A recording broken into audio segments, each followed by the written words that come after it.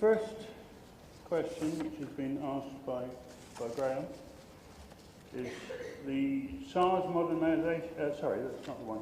The change to the issuing of tax clearance certificates is seen as a move in the right direction in terms of speeding up the process of the taxpayers, if the taxpayers' affairs are in order. Victor would like, Graham, sorry, would like comments from SARS on that. Well, good morning to all of you. It's good to be with you here and to be able to come and engage on these various matters. I'm not supposed to be on the panel, so my colleague should be responding. But it would be good if we could just engage on a few of the matters that have been raised. But tax clearance certificates, I think, are the bane of many of us here's lives. And I see a few nods in the audience. It's true that they are a challenge. However, we are working on it, and we do believe that we are improving things. Now, some of you may say, no, we're not, but we can engage in that. But maybe just to give you some of our vision relating to this, ultimately, we want to get to a point that tax clearance certificates are on a live system. In other words, if a taxpayer is non-compliant, whoever he's doing business with should know that at that point in time. And we're working on a system in that regard. We have, though, built in an automation process of the tax clearance certificates. Some of my colleagues are here who deal with these things, but at present we are auto-approving, and Omar, I'm going to jump on you, but I think it's around 50% that are being auto-approved at this point in time.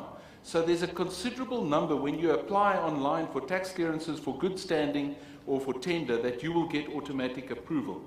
Now there are challenges, and we do know, firstly, let me just say, the foreign investment allowance and immigration has got a more laborious process, and that is so, and we are busy looking to how we can modernize that you can do that online as well.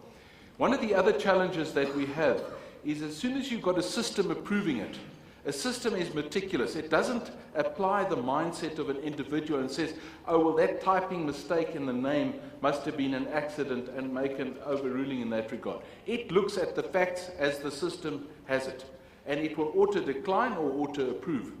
So if there is a data set that was loaded 20 years ago where the name is totally cockeyed or something like that, or the number has got an error in it, it may have been a SARS error all those years ago, it will decline it up front. And those items have to be fixed. We cannot allow data to go ahead and be broken as such.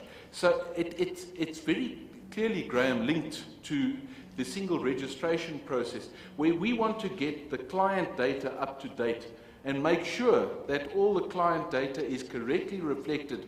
When I'm talking about that, I'm talking about the name, and I'll get to the trading name issue, which is another challenge in groups of companies, and we'll discuss that. And then, very importantly, that the company CIPC number is correctly reflected on the SARS system.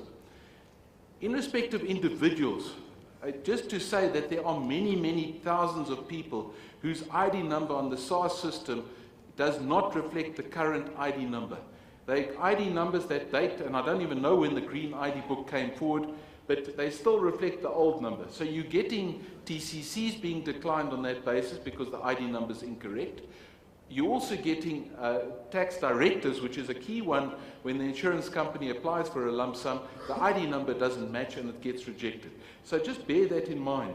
So we have to make sure collectively, working with SARS and you as tax practitioners, that we get the data right, that we know the legal entity and the legal entity's data is correct in our files. That will facilitate a lot better interaction. We want, Graham, the system to be totally online, that you don't have to come and collect the TCC at a SARS branch. That's where we're going. Currently, we have to issue a piece of paper. Those pieces of paper we cannot give to you in a PDF. It will just add to the fraud that is going on. People reproducing these things, just changing the name and giving it in with tenders. You cannot believe how many cases we're having with tenders where it's proven later that